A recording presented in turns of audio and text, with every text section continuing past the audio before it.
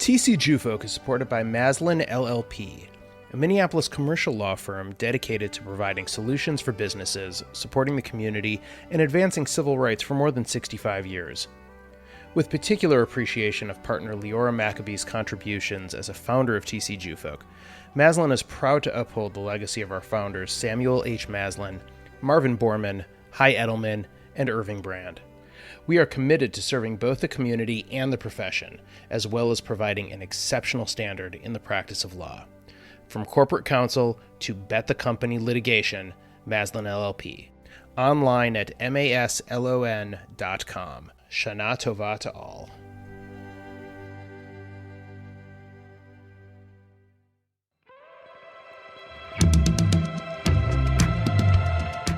Welcome to this week's Who the Folk podcast. I'm Daniel Goldschmidt, the editor of TC Jewfolk. This week, on the last podcast of 5781, I talk with Daniel Goldschmidt about his new music therapy business, Etude LLC, and how it intersects with race, gender, and queerness, finding community in Powderhorn, and where his nickname Gordo comes from on this week's Who the Folk podcast. Daniel Goldschmidt, welcome to the Who the Folk podcast. Thanks for joining me. Thanks for having me. So I think a lot of people in the community know you as Gordo. Yeah. Which I'm going to ask about that later, because I don't know how that nickname came about. I don't know. We do need to start with that. But I think those same people probably know you as, Herzl musician. Sure, yeah. And so I guess, are you still in music now? I know you've recently started a business that seems really interesting that I wanted to talk to you about. Sure. Yeah. So I've been musical and musician-y my entire life. I remember in 5th grade, going back to my music teacher being like, "Hey, we listened to this music example and I figured it out," and going to the piano and playing like a Bach thing we had listened to. And she's like, "You should get into lessons." And you were doing lessons at that point? You just no, listened to I it was and just figured it out? like, I just loved it. Just music has always made sense to me. Like music theory is something that's always been very fun, and like I don't want to be like say easy, because that's like kind of unkind, but like but like it's just whatever the way, I have ADHD, like the way my brain works is just like a little different, that is like a neurodivergent like type of brain, and music theory has always made sense, and so music's always been really easy and fun for me. And so I eventually fell into music therapy as a career. And I was in my undergrad doing music composition and theory, and it wasn't working out. And I happened to be at one of the top programs for music therapy in the country at University of Kansas. So I switched into that, and I've been doing music therapy for the last 9 years. Wow. So why wasn't the sort of the first track you were on working out? Because it seems like that was something that you were really, really good at. Yeah, well, enjoying and good are two different things. That's very true. And okay. Very fair. Academic music composition isn't the same as, just, oh, I like composing stuff. Like there's specific things they're looking for, and what I was bringing to the table wasn't it. And that's totally okay, because like I was trying to fit into that box. It's funny, you could probably break up various parts of my life into trying to fit into a box and then realizing that I didn't. That just period, I don't fit in that box, and that's fine. Yeah. And moving on. And so with the composition program, the way it worked is you had to apply for the senior sequence. You had to get 3 pieces together, get them recorded, get them printed all nice, and like, get a letter of recommendation from your composition faculty, from your piano faculty, or whatever your instrument is. And then the composition faculty judge whether you should be entered or not. And you either get a yes, a no, try again, or a no, please stop. And I got a no, try again twice. And I'm like, it's time to move on, Daniel.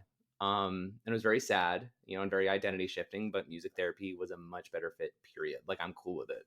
It was one of those challenges that was worthwhile, and I'm thankful for it.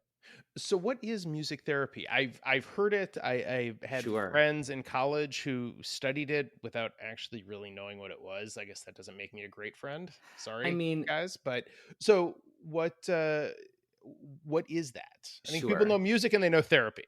Exactly. And a lot of people hear music therapy and they think I play guitar at someone to heal them, and that's not what it is either. And I'll also say that music therapy, just like any therapeutic profession, has a big spectrum of like what practicing means. So I'll say that like my background, my training, my undergrad and my master's were both at programs that were very like on very much on the quantitative side of the spectrum, very focused on behavior, things that you can like measure, things like that. There are forms of music therapy that aren't as focused on those things, you know, that are much more about the musical experience itself and like music as a human behavior, which is beautiful and cool. I'm just not super trained in it. Okay. So music therapy is using music as the vehicle for therapeutic change. Mm. So just like any, you know, whether you're thinking of physical therapy, occupational therapy, speech therapy, psychotherapy, they all have goals. You know, you're going in there and, you know, you're trying to get better at something. You're trying to get less of something. You're trying to maintain some skill or some ability. So let's say, you know, I'm working with a group of older adults in a long-term care facility. And, you know, we got like 7 people sitting around and I'm there with my guitar and some small instruments. You know, what are the goal areas of a room of folks? Here, actually, let's do it backwards. I'm going to tell you a musical thing I do, and then we'll pick apart what we achieved. Oh, okay. So I'll take a song like, if I knew you were coming out of bake to cake, bake to cake, bake to cake. And I go around and say, okay, you know, Agnes, what's your favorite food to serve when friends are showing up? You know, and because it's memory care, maybe they can send up, oh, I love making turkey, you know, or something. But usually you got to kind of work through it a bit, you know, having the open question, oh, well, and then you kind of bring it down a notch. Do you like ice cream? Oh, yeah, I love ice cream. What's your favorite flavor? Chocolate. Great. If I knew you were coming, I'd have bought chocolate ice cream, bought chocolate ice cream, bought chocolate ice cream. You know, and so now we're singing that. They helped me come up with, you know, they made up something I may put into a song. We're laughing, having a good time. In the meantime, I'm handing out small instruments. So everyone's playing instruments that go anywhere from 2-hand instruments to single-hand instruments for folks who have more trouble with bilateral motion.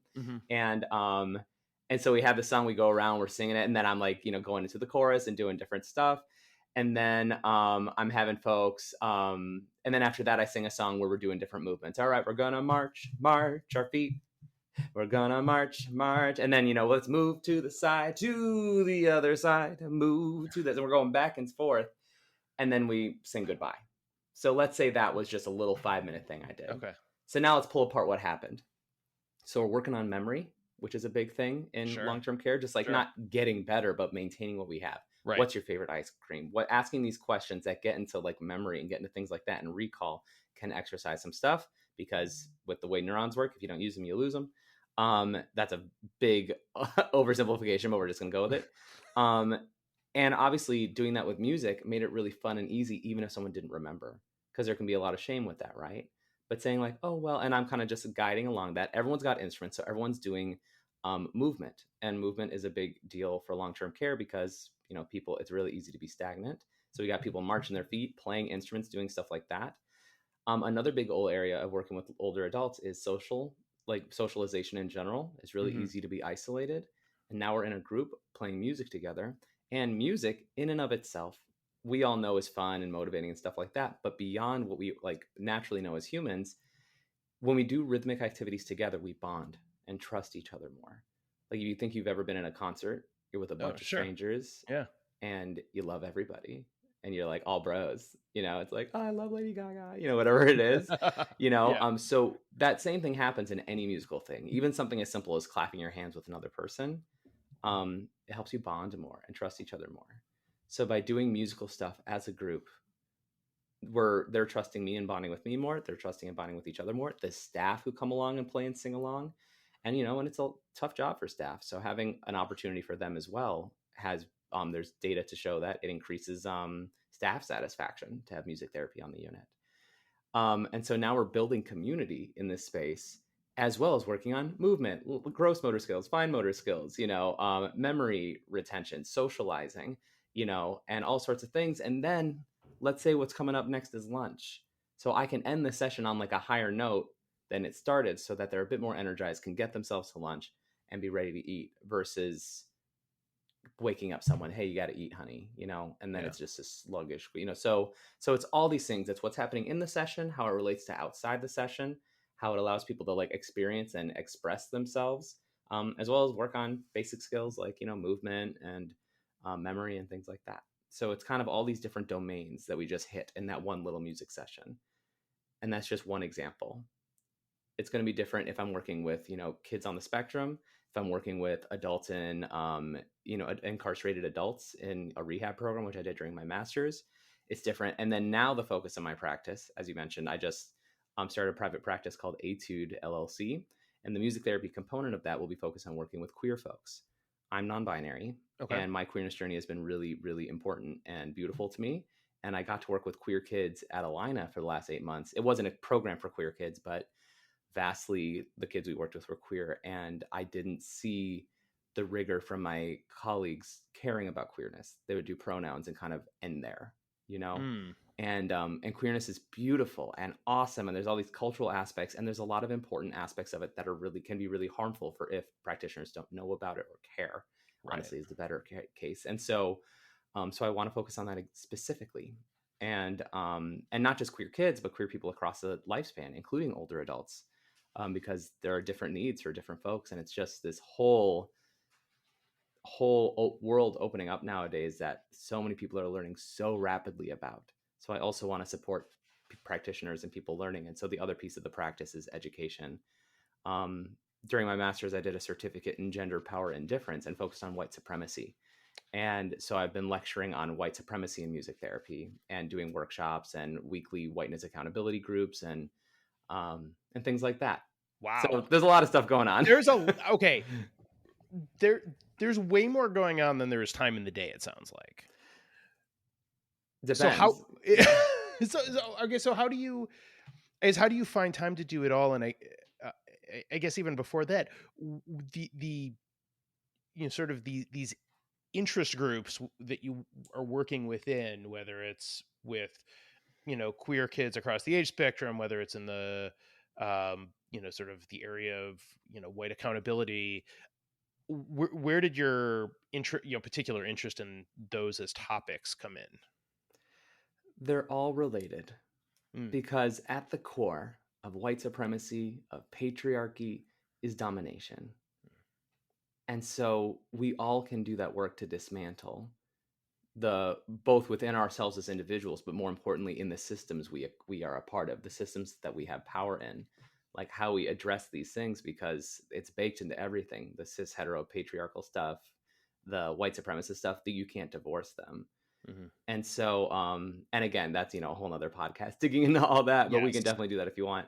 But I like kind of like with my undergrad, it was just another thing that I just started kind of getting interested in and then fell all the way into, where during my master's I needed some elective credit. So I took a Black feminism class because I've always been interested in feminism and race and things like that.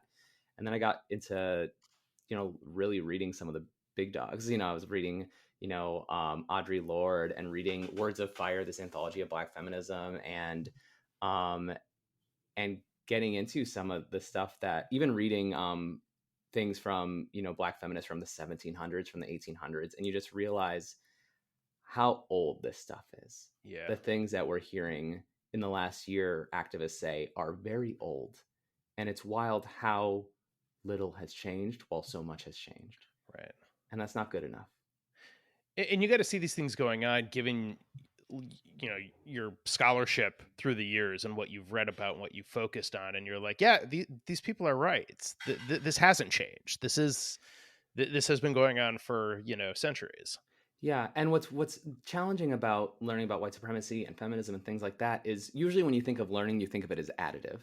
That you learn 2 + 2 = 4. Okay, got it. Or history, you learn this person did this thing. But so much of learning about whiteness and patriarchal stuff is deconstructive. That you're not just learning a thing; you have to dismantle something that's already inside you. For instance, and actually, in us as Jewish folks in whiteness, it's a really fascinating relationship. Because we get white privilege for the way we look, but not necessarily for the way we act. Right. I'm sure many people listening to this who are Jewish folks have experienced being the person in the office who's treated as too open, too emotional, too direct, not good enough boundaries. And all these things aren't about us as individuals being jerks. It's about, as Jews, we just have different ways of engaging socially with other people and ways we've been taught to communicate with each other. And it doesn't fit into white Christianity. It just doesn't. And so we're all being assimilated by white supremacy just the same. It's just we also get that privilege until we open our mouths. So you mentioned the word privilege, and that was sort of going to be my next question. Is you clearly are, using your sort of white Jewish privilege in a very constructive way. I'm It trying. feels like. I mean, I've definitely made choices that have been harmful. I've definitely done things that were um, for myself, but I'm doing my best to use my privilege for various privileges for good, as well as honor the various like oppressed identities I have, and move through the world as best I can. So how hard is it to acknowledge that you have done wrong in the past, whether, intentionally or, just in talking to you for a little bit, I would hearken to guess, unintentionally, but you've still, are making that acknowledgement. Yeah, intention's a fun word there too, because It's, intention and impact are different things. oh, very, And very. so I mean, I would say, of all the people I engage with, I'd hope that either 0 or extremely close to 0% of the time they're maliciously enacting racism and patriarchal bullshit. Or can I swear on this? Yeah, sure. Okay. Sorry. But but the impact of those choices, that's, taking responsibility for that can be challenging. I've Mhm. gotten to a point that I feel like I'm able to say, oh, yeah, that was motivated by white patriarchal bullshit, whatever. But then taking responsibility can be a really challenging part too, Right. because the word woke is thrown around a lot, and it's really disappointing. There's a term Columbus. That's when something has been taken from people of color by white people and then treated as their own. So the term woke has been Columbus officially, as of the last year. But basically, we all have that image in our heads of the quote unquote woke person who's like very aggressive and mean and tearing people down, right? And so we're scared to say something wrong in case Right. that person comes after us. And that to me is the other side, the pendulum swinging to the other side, where it's reenacting patriarchy and white supremacy, because it's domination. I'm going to dominate you with my knowledge and how intense I am about this. So it's a reification of the same things we're against, but just with the language being of anti-oppression. Sorry, we're going really deep down the rabbit hole. I hope No, that's that's okay. fine. No, it's totally fine. I think it's, I've done plenty of these where it's very sort of surface level stuff, and that's okay too. Okay. But obviously, going down this rabbit hole very clearly informed you and the direction you wanted to take as you got out of school and started this business and started this career and sort of figured out what you wanted to do as a, quote unquote adult. Yeah, I mean, the other piece is, we're kind of hopping, because I did my undergrad at Kansas, and I, got certified as a music therapist in 2013. I worked in inpatient mental health for 4 years in Virginia. For 2 years, and started my own practice, which I did for 4 years out there. And that Okay. wasn't focused on any of this noise, and I don't Okay. say noise as a bad term, Yeah. but any of this stuff, like out Right. there, I had employees, I was working with older adults, hospice, kids with special needs, adults with special needs, like, all over the spectrum. And Yeah. went and did my grad school in Colorado and sold my business along the way. And that's a whole long story in and of itself. And then things at grad school got really bad. Like my last semester there was extremely painful. Really? And I don't super want to go into all that, but That's fine. it was traumatic, like Mhm. capital T traumatic. And I've been doing a lot of recovery from that for the last 3 years since that time, because that would have been 2018, 2019, the last 2 years, where I'm like figuring out who I am, what I want to be in the music therapy community, because I've been deeply harmed by some major members of the music therapy community. And even talking about the things I talk about, white supremacy, which is, going to make me be judged a bit more harshly. And people have found reasons to be not into what I'm selling, Sure. and which is disappointing.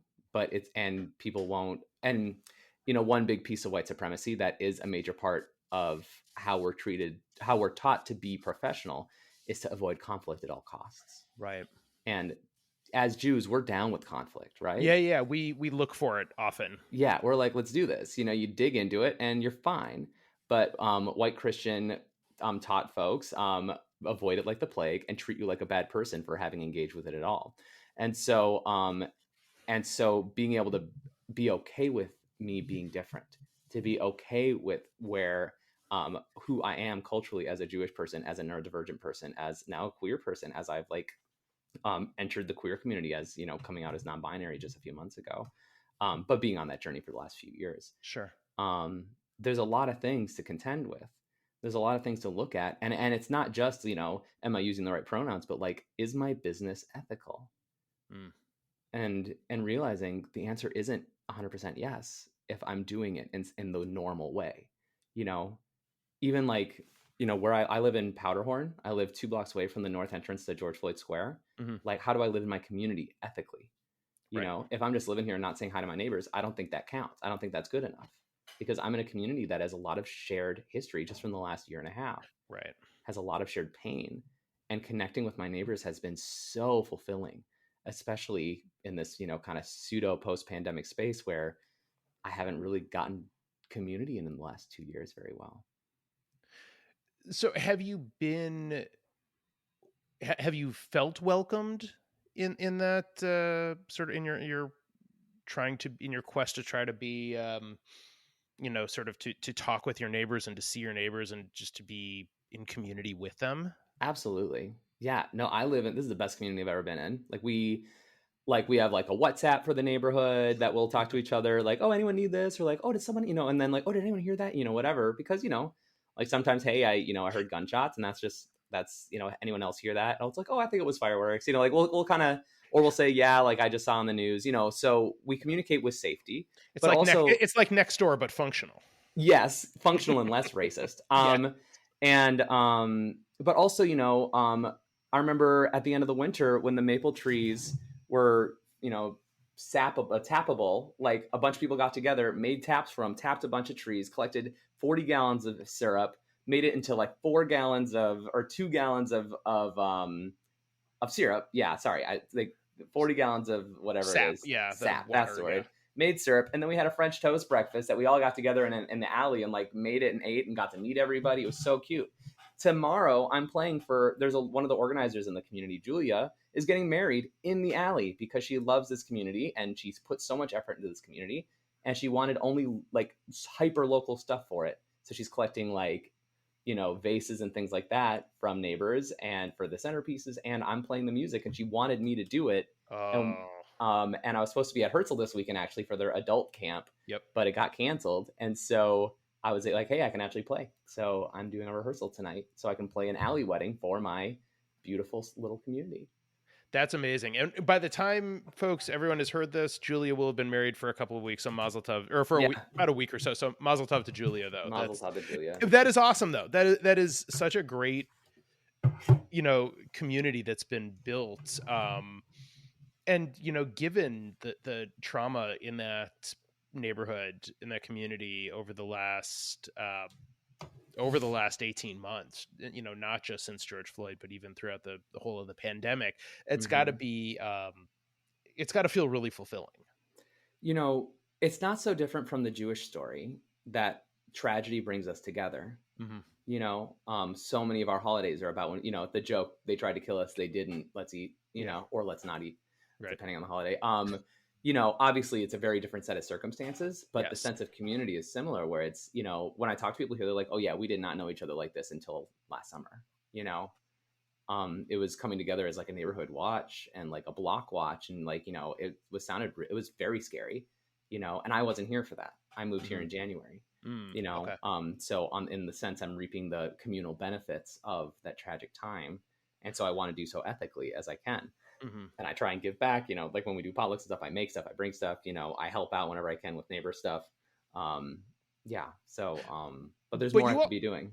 But you also made a choice to move there. It's not like you have been there for years and everything happened around you as a Powderhorn resident.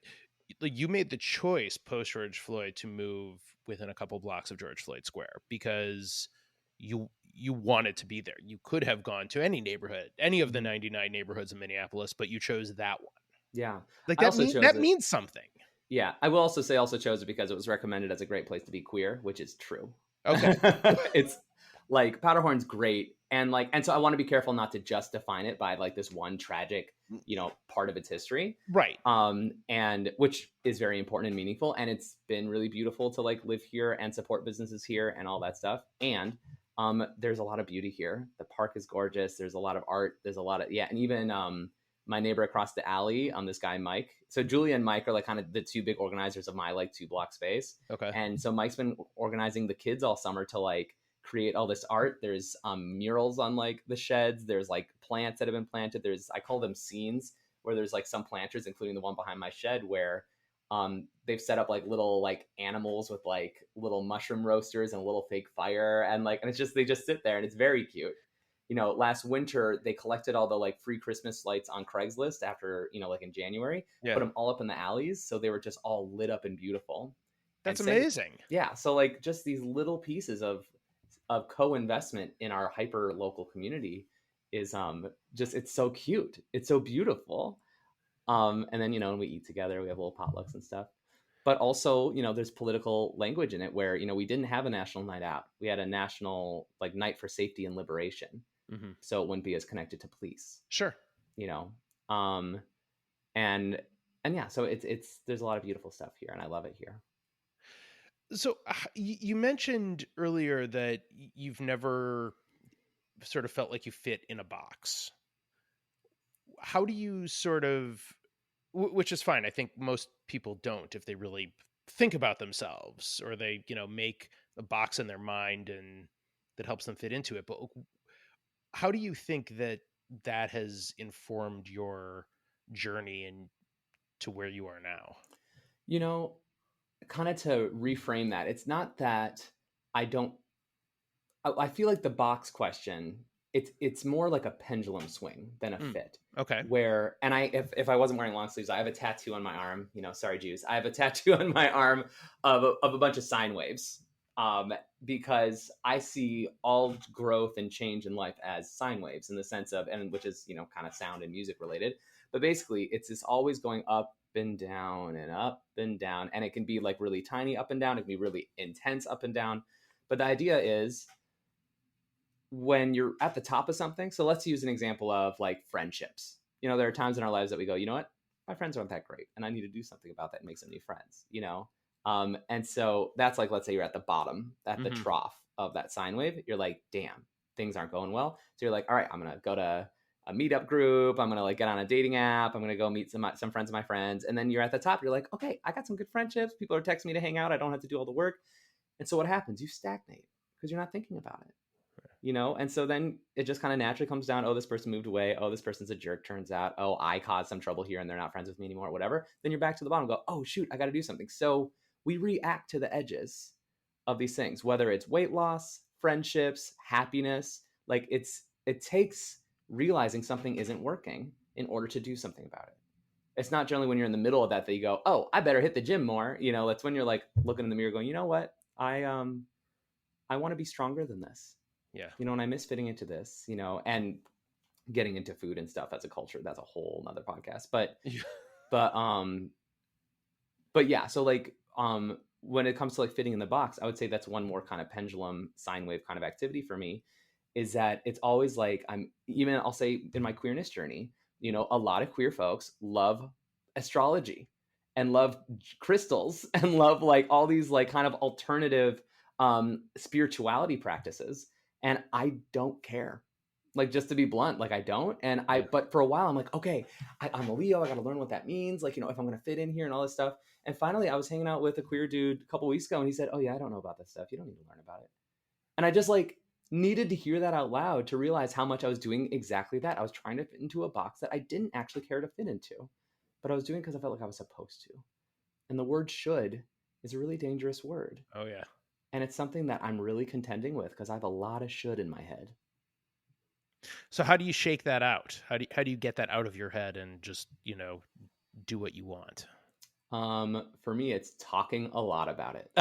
I'm a verbal processor. Okay. Everyone's got their way, but like I have friends who have the language. I've like, with that friendship building thing, I moved back to Minneapolis right before the pandemic, and I'd made some friends, but nothing close enough to really last into the pandemic, and everything cloistered. And if I use that word correctly, I haven't used that word ever. I don't know where that came from.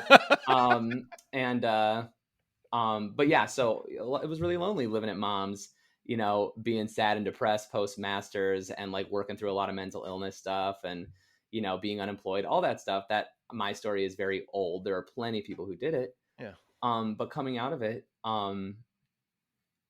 I, there's various things that, just all those sine waves are at different places about Sure. figuring out, like for instance, what I'm thinking a lot about right now is identity salience. That we have these various identities we hold. For instance, I am a white person. I'm a Jewish white person. I am a freshly non-binary person. So even that, like figuring out, because non-binary isn't just option three; it's anywhere on the spectrum. It can mean Right. all these things. And navigating my masculinity and actually being able to love my masculinity for the first time in my adult life, because I've always been so ashamed of it. Um, and not just saying I'm non-binary, I'm nothing, but saying I'm non-binary, I am he and they.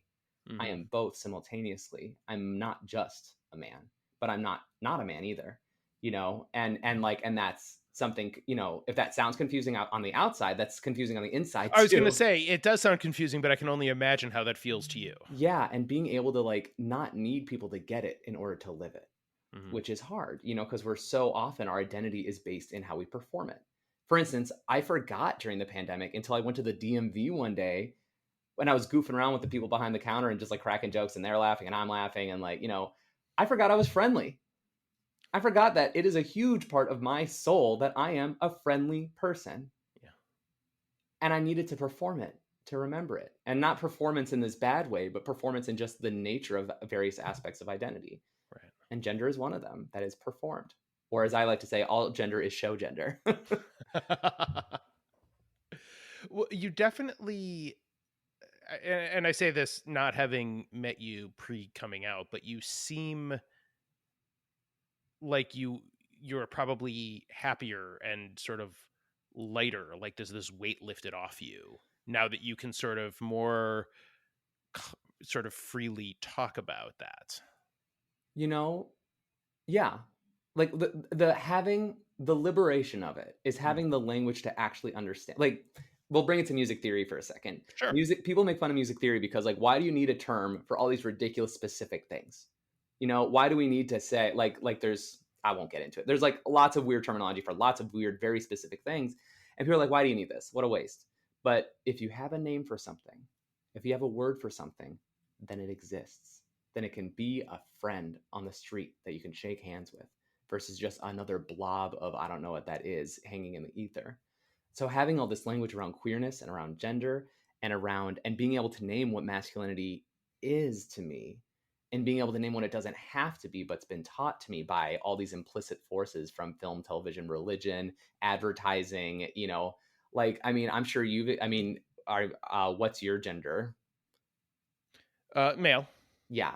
So with your experience as being male, like what have you learned about how you're supposed to look? How you're supposed to act, and what things do you feel like you don't actually fulfill? Mm.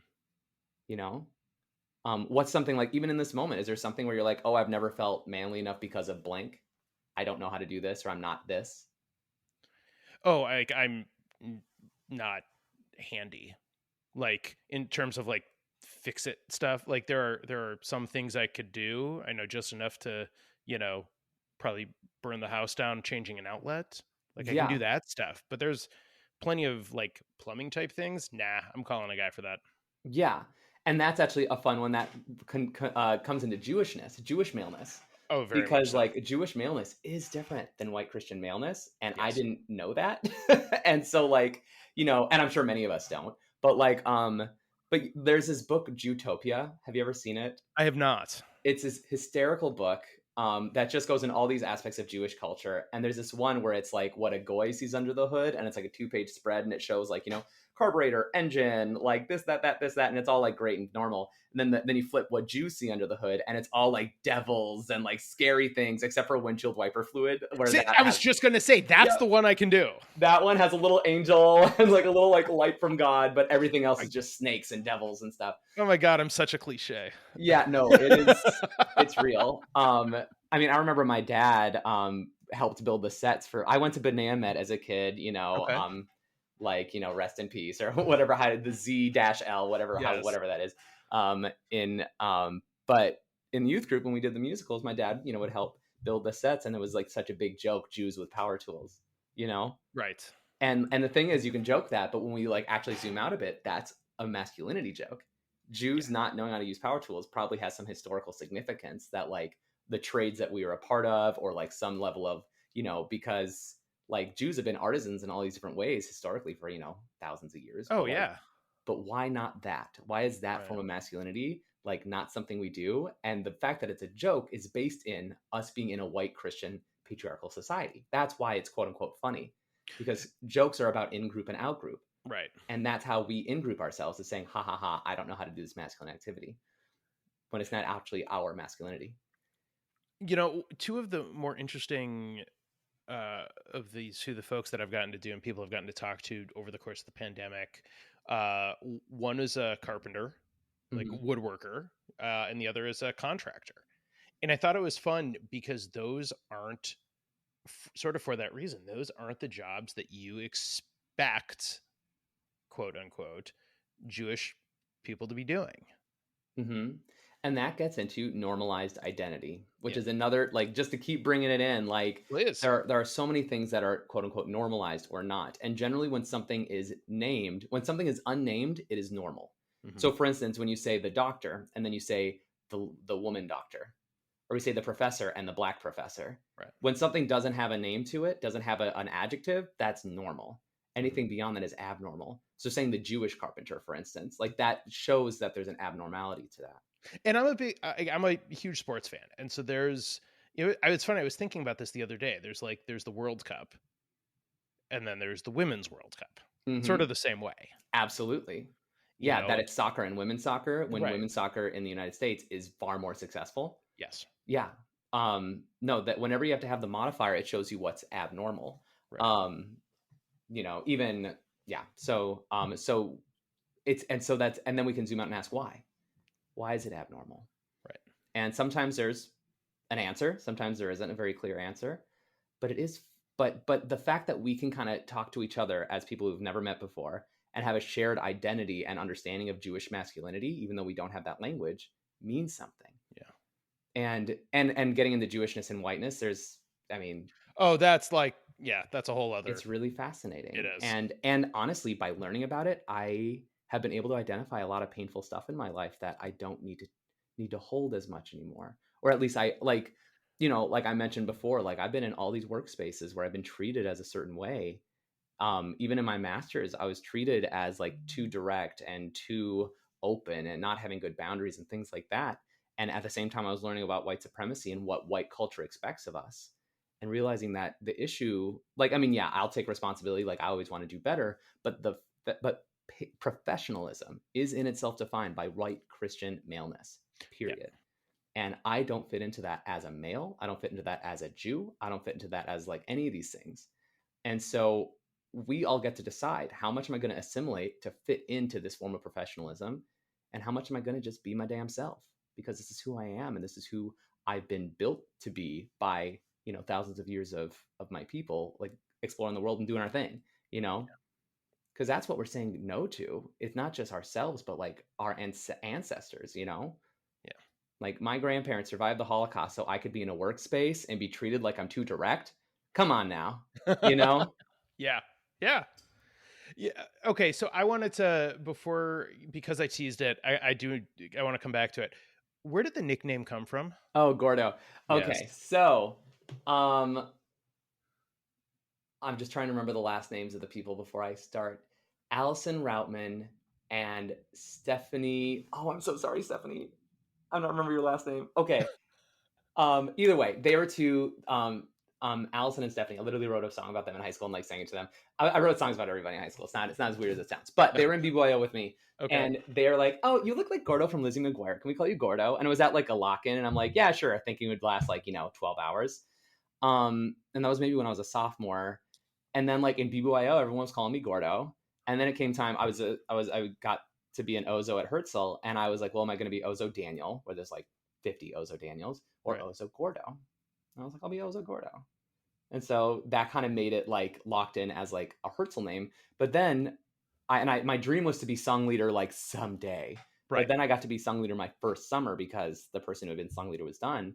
And so as song leader, you were one of the people that's in front of the whole camp every day, Yeah. almost every day at least. So, and they like turned it into like this kind of like rock star name, like, and now it's time for Gordo, or whatever. And so hundreds of young Jews of the Midwest knew me as Gordo and That's continue to. hilarious. So there's probably at least 1,000 Jews in our dear world that know me as Gordo. See, they're going to see, when the podcast comes out and the article comes out, they'll see, Daniel Goldschmidt, and they'll be like, who? And then they'll see the picture and like, oh, that's who Yeah. it is. Yeah. For a long time, I was Daniel quotation Gordo Goldschmidt, in like my, like on Facebook and stuff. And finally, when I was like in my undergrad, I'm like, all right, I'm Daniel. Like, could we? Yeah, it's probably okay. And, as you're trying to age Yeah. out of camp life. But it's still very sweet to me when people call me Gordo, because it's like, it is a part of my identity, because Oh, that sure. was, Very much. yeah, I mean, now it's making me think about like what are aspects of my identity that are different as Gordo versus as Daniel, and that's something they'll have to think about. But yeah, so That's awesome. Well, Daniel, last two questions that we always end with on the Who the Folk podcast. What is your favorite Jewish holiday? what is my favorite Jewish holiday?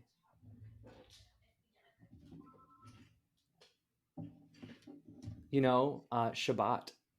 Like, I know it's not like, it's just I really believe that not the only reason, but one reason that we've existed for thousands of years is because we have a holy day every week, that we have to come together, or not have to, that we come together and shut things off.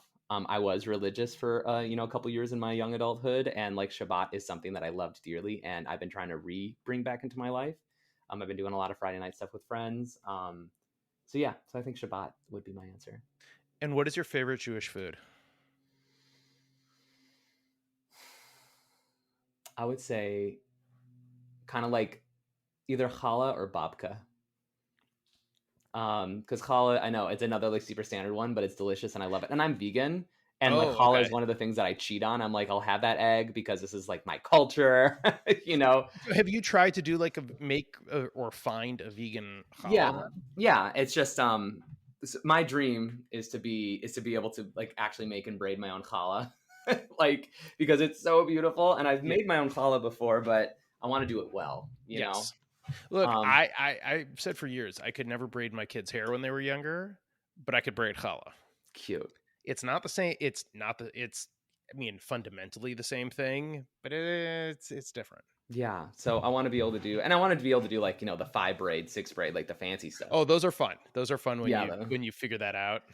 And even like Instagram, I've been reconnecting with Jewish culture because there's like all these Instagram accounts that are so focused on Jewish culture and celebrating it. And it's been so much fun. And like, they'll have like, I follow people who I have a friend that I got to play a couple Jewish music gigs with like this, Julie Smolansky is like a Jew from here who like got a job at like doing adult stuff with like a synagogue in New York. And so she would hire me to do the music for these Zoom events. And shoot, where was I going with that? Jewish culture, reconnecting with Jewish culture. Oh yeah, so I made friends with this with a woman who has a challah business in upstate New York, and she was like getting featured in magazines. It was just like a pandemic business she started. Oh my god, that's amazing. Yeah, and it's just like, so I've just like reconnected even just in social media with these like a lot of young people who are just really fascinated with their culture, and it's been really fun. That's to awesome. reconnect in that way, because it's been, I went to music school, like, which wasn't very Jewy at like Kansas, and I like doing the music therapy thing isn't very Jewy, and like, so it's just being able to reconnect with culture virtually is really nice, and then subsequently doing more in real life. Oh, that's awesome. Well, Daniel, thank you so much for joining me. I know we covered a lot of ground. It was a bit of a journey, but it was fascinating, and I really enjoyed it. And thank you for opening up, and appreciate your time. Yeah, thanks for letting me like verbally vomit. No, it was great. I enjoyed it. It was, like I said, it was a bit of a roller coaster, but that's okay. These are sometimes, so I appreciate it. And thanks again. Yeah, and if anyone wants to reach out or contact me, they're welcome to. I love talking about Jewishness and whiteness and racism, like all these things. I love talking about race and gender. And of course, as a music therapist, like if anyone is interested in music therapy services, they're welcome to say hello, and I'm happy to direct them. And how is the best way for people to find you? maybe when this comes out, I'll have my website ready, etudellc.com. Etude spelled Etude. And just to name that, an etude in music is a piece of music you play to get better at a specific skill. And so that's, so, you know, you can have an etude for left hand, you know, Okay. dexterity or something. That's, you know, like Chopin has like a set of 16 etudes, and they're famous because they're etudes to work on a skill, but they're all actually performable and beautiful. So that's why they're special. But so that's why I named it that, because as a music therapist, I'm using music as a vehicle for change. To like get better at specific skills, but also as a speaker and trainer, I'm trying to get people to work on getting better at aspects of identity and equity. So etudellc.com should be available by around when you release this. Otherwise, you can find me on Instagram at DanielGo88 or Twitter at DanielNNZ. I'm pretty sure. At Daniel NNZ, which is actually my Jewish name, Daniel Nassim Natzazarach. Okay. Fun fact. That's awesome. Well, Daniel, thanks for coming on. I appreciate it. Thanks for having me. Have a good rest of your day. You too. The Who the Folk podcast is part of the Jew Folk Podcast Network, a product of Jew Folk Inc. Please subscribe, rate, and review the show wherever you get your podcasts. If you have suggestions for other podcast guests, please email them to me at editor@tcjewfolk.com. For our other shows, check out tcjewfolk.com/podcast.